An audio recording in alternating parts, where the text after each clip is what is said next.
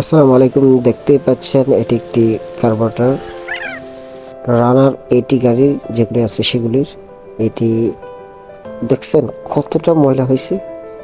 Carburettor নিচে এরকম ময়লা হলে অবশ্যই সেটা একদম ক্লিন করে পরিষ্কার করে নিতে হবে। তো দেখতে পাচ্ছেন এটা এই মুহূর্তে আমি ক্লিন করতেছি। এটা ক্লিন করার পরে সব কিছু ক্লিন করার পরে আমি আস্তে করে ফিটিং করে দেবো।